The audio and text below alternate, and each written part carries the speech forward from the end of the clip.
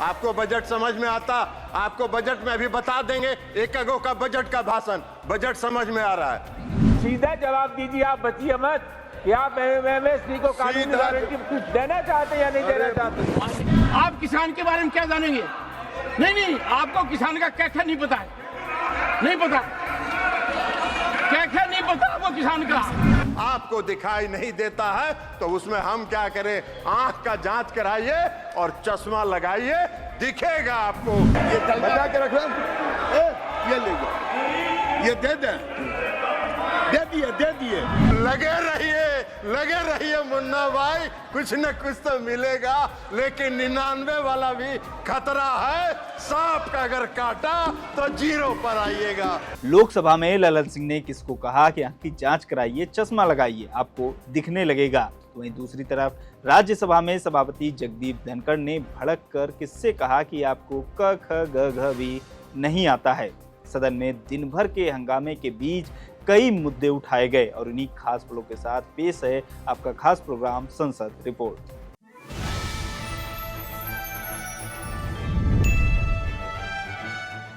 अठारहवीं लोकसभा के मानसून सत्र का 5वां दिन सदन के हंगामे के बीच पक्ष विपक्ष ने पुरजोर तरीके से अपना पक्ष रखा, भाषण दिए, सवाल पूछे और खूब बहस भी हुई। इसलिए पहले बात करते हैं लोकसभा की।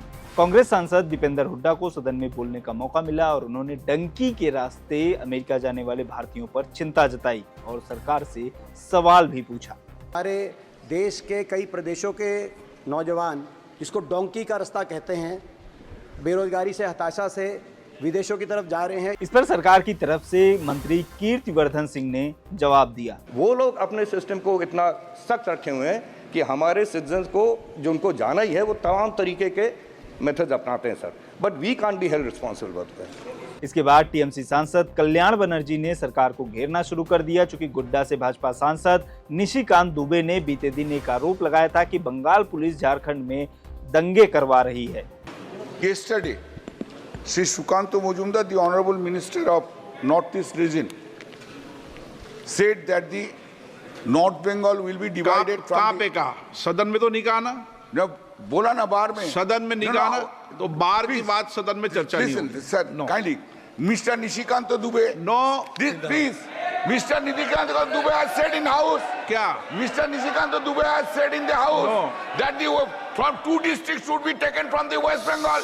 इसके बाद भाजपा ने कर्नाटक मुद्दा स्कैम को लेकर कांग्रेस पर निशाना साधा। आपको बता दें कि आज सुबह सदन की कार्रवाई शुरू होने से पहले भाजपा के सदस्यों ने सदन के बाहर कर्नाटक मुद्दा स्कैम को लेकर प्रदर्शन भी किया था।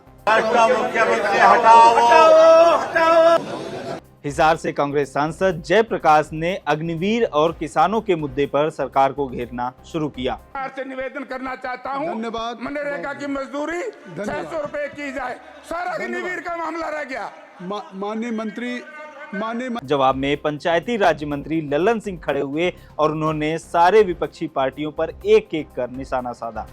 60 वर्ष के बाद जयप्रकाश जी, मोदी जी की उपलब्धता है, मोदी जी की उपलब्धता है कि 60 वर्ष के बाद, आजादी के बाद तीसरी बार किसी को इस देश की सत्ता संभालने का मौका मिला है। ये उनको बर्दाश्त नहीं हो रहा है। बैठिए, आपको बजट समझ में आता?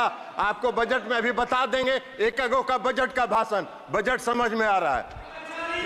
अच्छा विभाग, आपको ये सब यही काम तो करते रहे आज तक आप लोग। आप लोग यही काम करते रहे। आप चेयर पर गिद्ध के तरह कैसे नोचना है, ये सब नहीं होता है यहाँ। आराम करिए, इसलिए वक्त बदल गया है। आपको दिखाई नहीं देता है तो उसमें हम क्या करें? आंख का जांच कराइए और चश्मा लगाइए, दिखेगा आपको कि इस देश की जनता ने क्या किया। अभिषेक बनर्जी जी जब भाषण दे रहे थे तो वो कहते कि पश्चिम बंगाल में महिलाओं के चिरहरण का जो वीडियो वायरल हो रहा है उस पर क्षमा मांगते, इस देश से, उस पर इस देश से क्षमा मांगते, वे नहीं मांगे।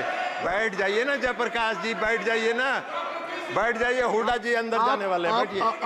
सब अब उसके बाद भी लगे हुए हैं तो लगे रहिए मुन्ना भाई, कुछ न कुछ तो मिलेगा, लेकिन 99 वाला भी खतरा है। सांप का अगर काटा तो 0 पर आइएगा, लेकिन लगे रहिए, क्या करिएगा। इनको दिख रहा है तो सिर्फ मोदी जी का चेहरा दिख रहा है, और मोदी जी का चेहरा देख के ये भड़क जा रहे हैं। साहब बात देख नहीं रहे, लेकिन भड़किएगा तो क्या करिएगा, देश की जनता को वही चेहरा पसंद है, तो इसलिए वो चेहरा आगे बढ़ रहा है। लोकसभा से अब चलते हैं राज्यसभा की ओर। राज्यसभा में खूब हंगामा हुआ। कई बार तो सभापति को अपनी चेयर से खड़े होकर सदन को शांत कराना पड़ा। भाजपा ने यहां भी कांग्रेस को कर्नाटक के कथित मुद्दा स्कैम पर घेरने की कोशिश की। सभापति ने समझाइश की, मामले को संभालने की कोशिश की। जवाब देने के लिए कांग्रेस के सांसद रणदीप सुरजेवाला उठे। सुनिए उन्होंने क्या कहा। My point is very simple. The honorable member of the BJP is playing a political drama in order to save the skin of the 40% commit. Mr. Randeep Surjewala, what are you doing? Samajwadi party के सांसद लालजी सुमन ने सदन में किसानों को MSP दिए जाने पर सवाल पूछ सरकार पर निशाना भी साधा। आपके आज्ञा से मैं कृषि मंत्री से जानना चाहूंगा, सीधा जवाब दीजिए, आप बचिए मत कि आप एमएसपी को कानूनी गारंटी कुछ देना चाहते या नहीं देना चाहते। मंत्री जी, माननीय मंत्री जी एक सेकंड, राम शिव से सवाल पूछ रहे हैं। एमएसपी पर कांग्रेस भी सपा के समर्थन में आ गई और सदन में हंगामा शुरू हो गया। सभापति धनखड़ ने रणदीप सुरजेवाला को हिदायत देते हुए जो कहा वो भी सुन लीजिए। आप किसान के बारे में क्या जानेंगे? नहीं, आपको किसान का क्या नहीं पता है, नहीं पता, क्या नहीं पता आपको किसान का, नहीं पता है। एमएसपी और किसानों से जुड़े मुद्दे पर कृषि मंत्री शिवराज सिंह चौहान ने जवाब दिया।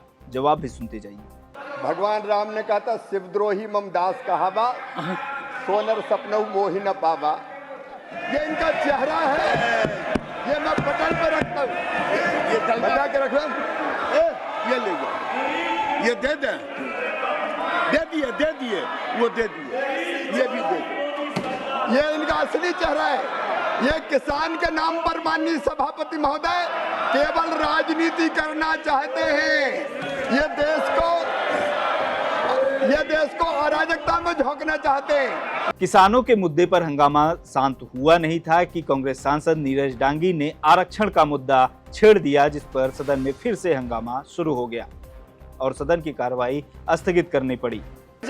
Honourable parliament affairs minister, sir ये ओबीसी के खिलाफ की बात हो रही है। शाम 4 बजे सदन की कार्रवाई दोबारा से शुरू हुई तो आरक्षण पर जवाब देते हुए केंद्रीय मंत्री पीयूष गोयल क्या बोले वो भी सुन लीजिए।